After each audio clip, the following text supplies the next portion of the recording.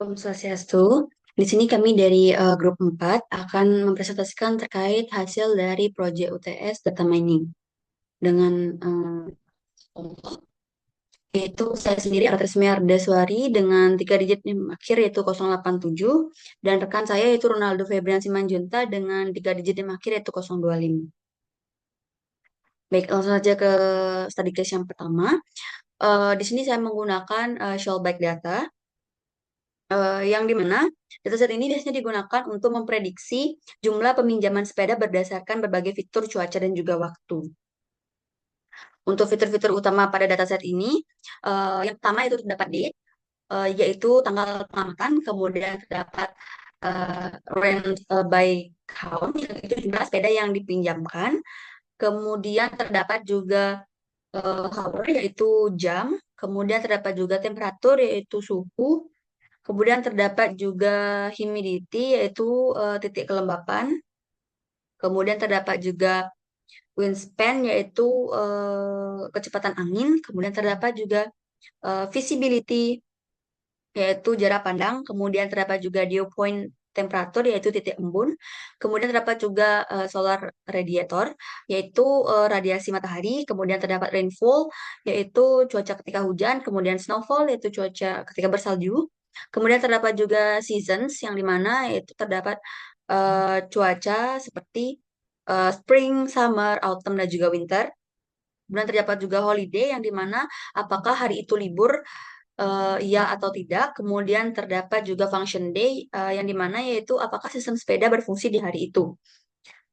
Kemudian untuk 7 dataset ini, biasanya dataset ini digunakan untuk eh, regresi ataupun prediksi dengan target yaitu prediksi jumlah peminjaman sepeda atau rented by count berdasarkan waktu dan kondisi cuaca. Untuk selanjutnya, di sini terdapat preproses data. Untuk yang pertama itu terdapat dari CSV, kemudian terdapat slide attribute, kemudian juga selanjutnya terdapat replace missing value, kemudian terdapat set rule, kemudian terdapat generate attribute, kemudian terdapat nominal to numeric, kemudian terdapat normalize dan juga samples. Untuk lebih jelasnya lagi akan dijelaskan ketika demonstrasi aplikasi. Untuk algoritmanya sendiri juga masih sama, hanya ditambahkan pada set rule kedua, kemudian terdapat split data, kemudian set rule ketiga, dan juga terdapat penambahan decision tree dan juga apply model. Untuk lebih jelasnya akan dijelaskan ketika demonstrasi aplikasi.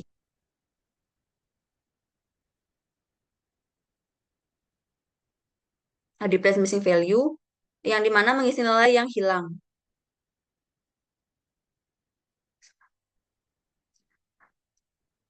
Baik, di sini saya akan menjelaskan terkait demonstrasi aplikasi. Untuk yang pertama, di sini terdapat CSV yang dimana digunakan untuk membaca dataset dari file CSV. Biasanya outputnya itu terkait dataset dalam format internal pada RapidMiner. Kemudian terdapat juga select attribute yang dimana ini digunakan untuk memilih kolom atau atribut yang relevan dari dataset. Kemudian terdapat replace missing value yang dimana mengisi nilai yang hilang atau missing atau juga null. Biasanya metode yang digunakan di sini itu min, median, mode, eh, dan atau juga interpolasi tergantung jenis dataset. Di sini saya tidak ada menggunakan replace missing value karena semua value-nya isi. Kemudian selanjutnya di sini terdapat set rule yang dimana menentukan peran dari atribut, misalnya seperti label, target, ID, atribut atau yang lainnya. Di sini saya menggunakan set rule untuk atribut name-nya yaitu rented by count, kemudian targetnya yaitu label. Untuk yang selanjutnya yaitu generate attribute. Di sini membuat atribut baru dari dataset yang ada. Biasanya membuat kolom. Di sini saya membuat kolom date dengan function expression yaitu date underscore get, date, date underscore unit underscore month. Kemudian di sini terdapat nominal to numeric yang biasanya digunakan untuk mengubah atribut bertipe nominal atau kategori.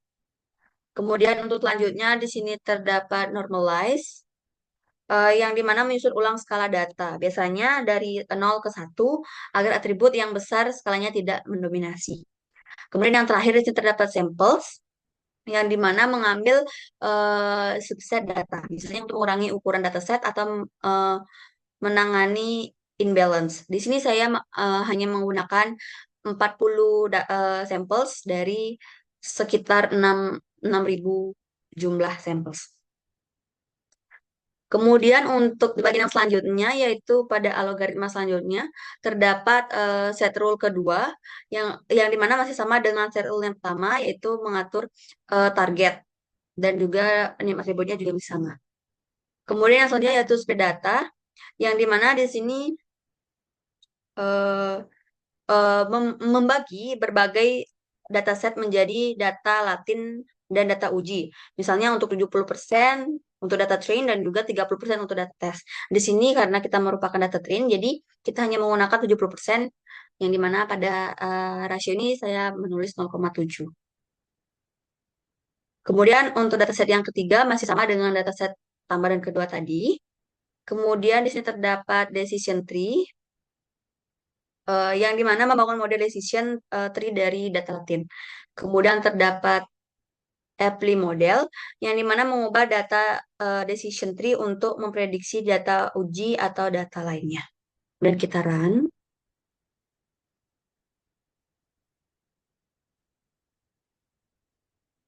Untuk missing value-nya sendiri, di sini tidak terdapat missing value karena semua value terisi. Kemudian untuk di bagian regression tree-nya, nah, baik, di sini saya akan menjelaskan terkait hasil penggunaan rapid miner. Untuk di yang pertama yaitu bagian temperatur. Yang dimana jika temperatur lebih dari 1,9, maaf, 1,295, maka eh, model akan memprediksi bahwa akan ada sejumlah 1.576 orang yang akan menyewa sepeda. Kemudian jika eh, kemudian pada jalur eh, kiri tengah, dengan temperatur kurang lebih 1,295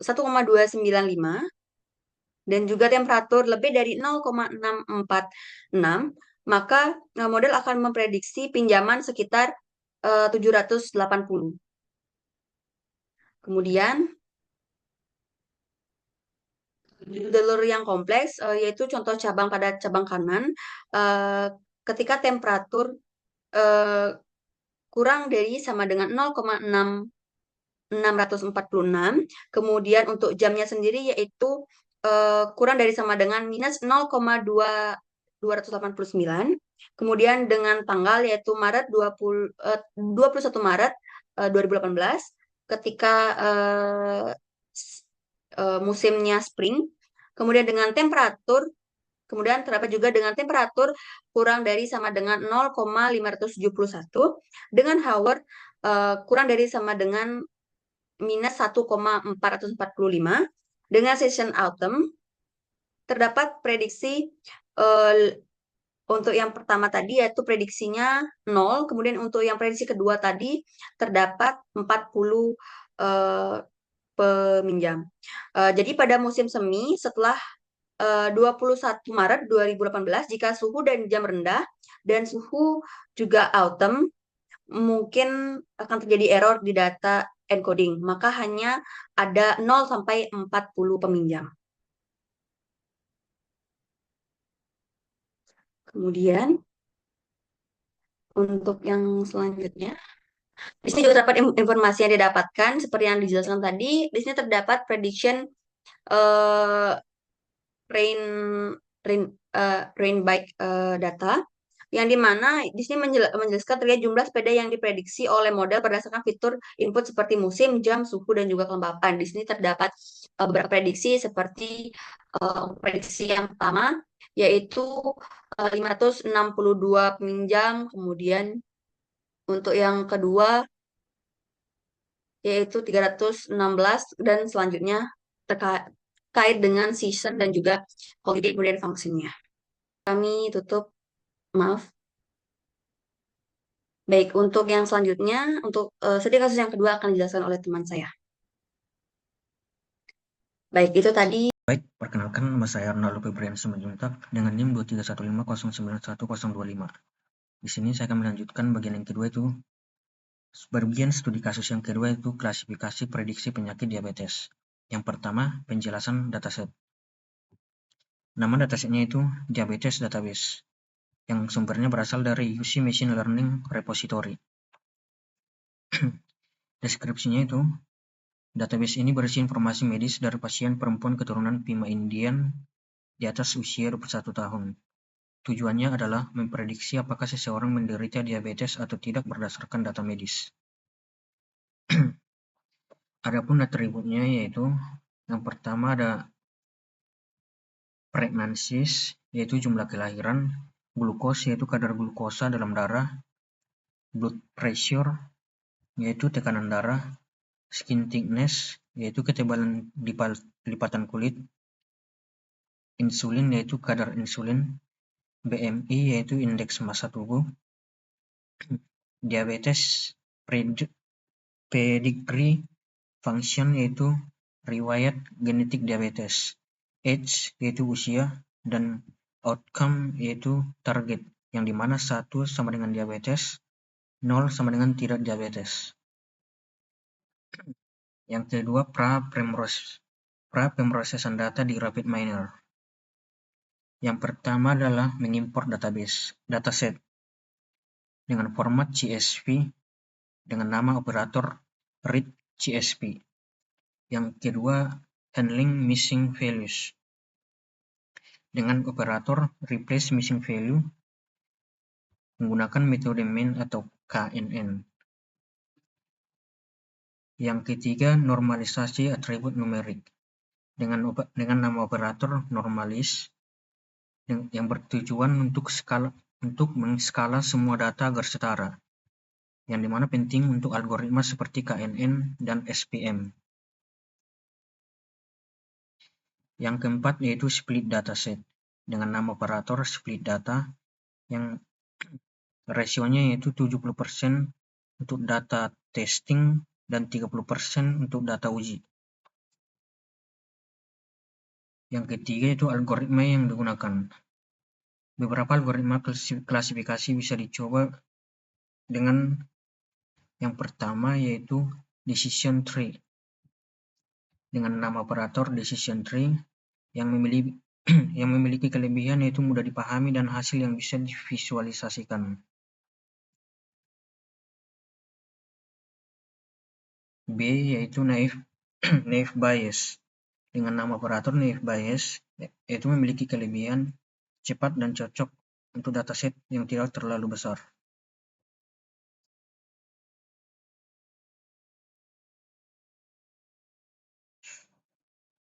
Yang keempat, hasil dan pengetahuan yang diperoleh.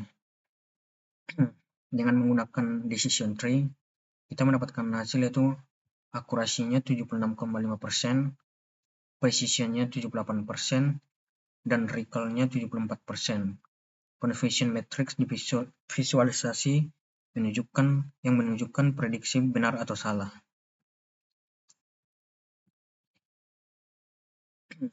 Interpretasi pengetahuan, yaitu glukosa dan BMI menjadi indikator paling berpengaruh. Dan pasien dengan kadar glukosa tinggi yaitu di atas 140 dan BMI di atas 30 memiliki risiko tinggi terkena diabetes. Selanjutnya dengan naive Bayes. Kelas range 1 mendapatkan skor 0,651. Sedangkan kelas range 2 mendapatkan skor 0,349. Yang berarti kelas range 1 dan range 2 menunjukkan pada dua kelas label outcome yang kemungkinan besar kelas range 1 sama dengan outcome 0 atau tidak diabetes. Kelas range 2 sama dengan 1 yaitu diabetes. Detailnya yaitu komponen range yaitu probabilitas klasifikasi berdasarkan model naive Bayes 0,317 berarti threshold dari dari distribusi probabilitas. 0,651 yaitu probabilitas kumulatif untuk range 1 dan 0,349 yaitu probabilitas kumulatif untuk kelas range 2. Dan 8 distribution yaitu jumlah atribut yang dianalisis oleh Naive Bayes, yaitu ada 8 atribut. Interpretasi hasil. Model ini memprediksi bahwa sekitar 65,1% dari data diklasifikasikan sebagai tidak diabetes. Sedangkan sekitar 34,9% dari data diklasifikasikan sebagai diabetes. Hal ini menunjukkan bahwa dataset tidak seimbang dengan lebih banyak kasus tidak diabetes.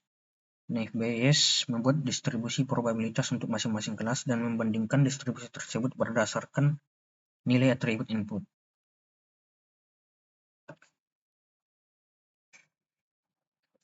Selanjutnya saya akan menjelaskan di bagian rapid manner.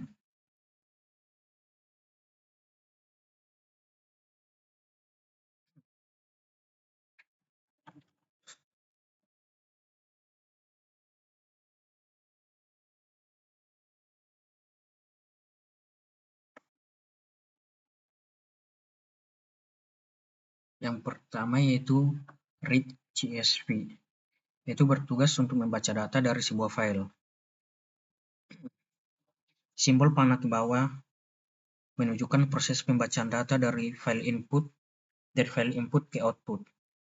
Centang hijau mengindikasikan bahwa tahap ini telah berhasil dijalankan atau di-run. Sama yang ini juga memiliki arti yang sama untuk centang hijau.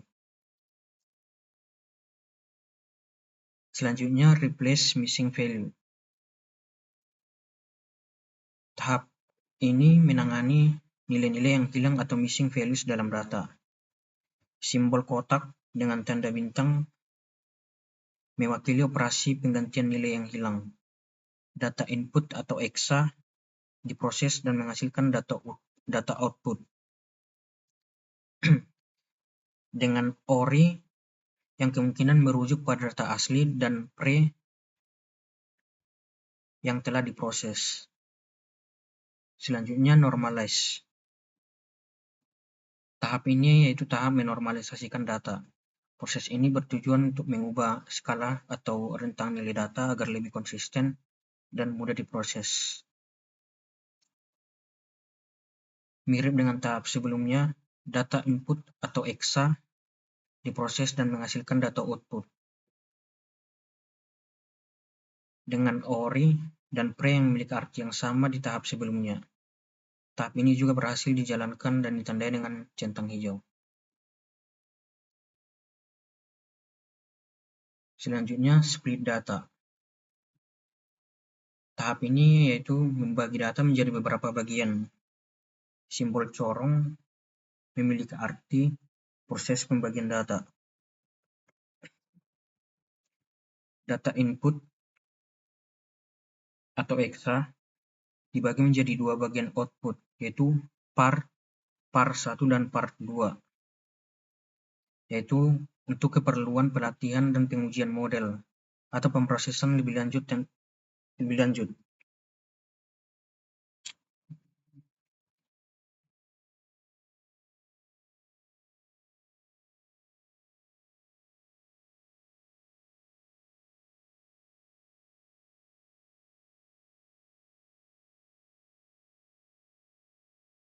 Selanjutnya yaitu set role, di mana ada dua set role yaitu set role 1 dan 2. Kedua blok ini mendefinisikan peran data, kemungkinan memisahkan data menjadi data pelatihan, data pengujian, dan data validasi.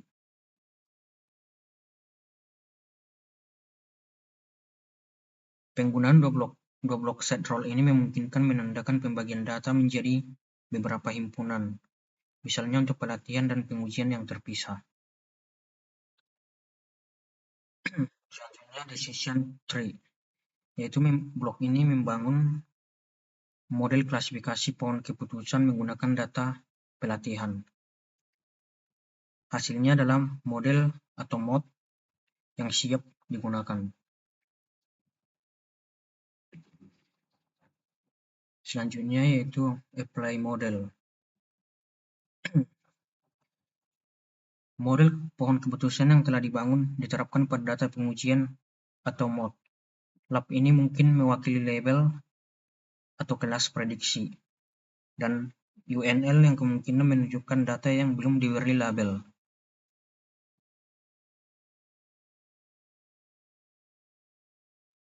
Selanjutnya, discretize, di mana ada 3 discretize di sini, yaitu blok-blok ini melakukan diskretisasi pada data. Diskretisasi adalah proses mengubah data numerik kontinu menjadi data kategorikal. Ini seringkali diperlukan sebelum menggunakan beberapa algoritma. Algoritma machine learning, termasuk naive Bayes. ORI mewakili data asli, PRE mewakili data setelah diskretisasi,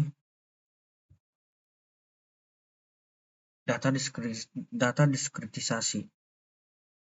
Ketiga blok ini mungkin melakukan diskretasi pada data yang berbeda atau parameter diskretisasi yang berbeda.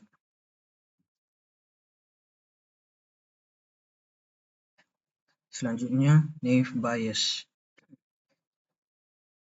Blok ini membangun dan melatih model klasifikasi naive Bayes menggunakan data pelatihan atau TRA. Model yang dihasilkan atau mode kemudian siap digunakan. EXA berarti kemungkinan data pengujian yang digunakan untuk model naive Bayes. Selanjutnya yang terakhir yaitu performance. Yaitu blok ini mengevaluasi performa model, baik pohon keputusan maupun naive Bayes, menggunakan metrik performa atau PER. Lab ini mungkin mewakili data label sebenarnya, dan EXA yaitu mewakili data yang telah diprediksi. RES mungkin menunjukkan hasil evaluasi performa seperti akurasi. Secara keseluruhan, diagram alur ini menunjukkan proses lengkap membangun, melatih, dan mengevaluasi 2 model klasifikasi yang berbeda pada satu kumpulan data. Penggunaan diskretisasi menandakan kemungkinan data awal bersifat numerik. Diagram menunjukkan proses yang sistematis dan terstruktur dalam membangun dan mengevaluasi model machine learning.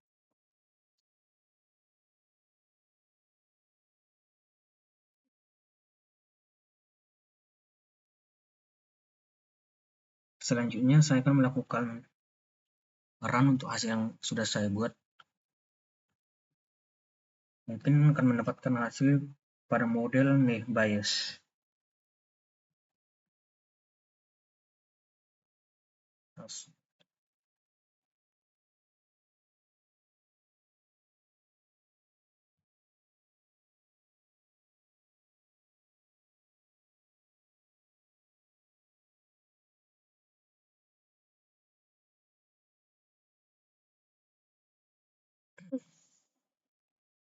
Di sini mendapatkan hasil sama seperti yang saya jelaskan di awal, yaitu kelas range 1 mendapatkan angka 0,651, kelas range 2 mendapatkan angka 0,349.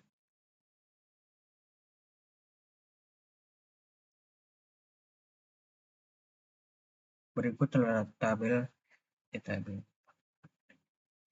Berikut adalah hasil dari plot view-nya. Ini adalah diabetes pre-degree function. Ini adalah glukosa untuk hasil yang sudah didapat. Selanjutnya blood pressure.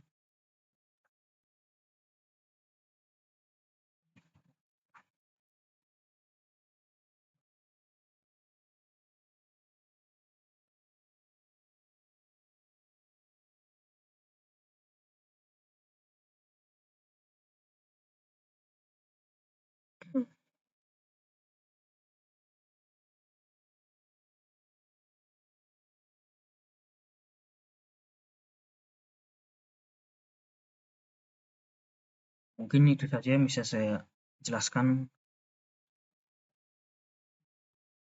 Kalau ada salah kata, saya minta maaf. Terima kasih. Mungkin itu saja yang bisa saya sampaikan untuk penjelasan yang sudah saya buat di bagian studi kasus yang kedua, yaitu klasifikasi diabetes. Klasifikasi diabetes. Kalau ada salah kata, saya minta maaf. Terima kasih. Penjelasan dari studi case pertama dan studi case kedua. Jika ada kesalahan, kami mohon maaf. Kami ucapkan terima kasih atas kesempatannya. Kami tutup dengan Parma Santi, Om Santi Santi Santi Om. Terima kasih banyak.